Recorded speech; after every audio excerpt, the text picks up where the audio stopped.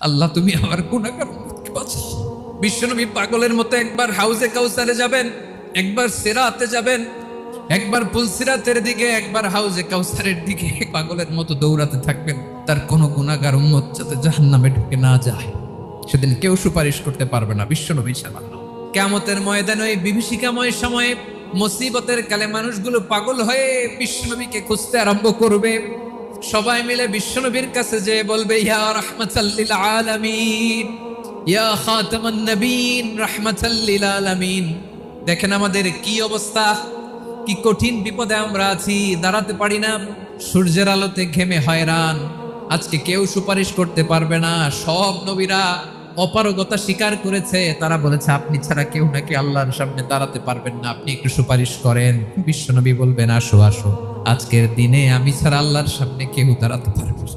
বিশ্বনবী মাকামে মাহমুদে যে আল্লাহ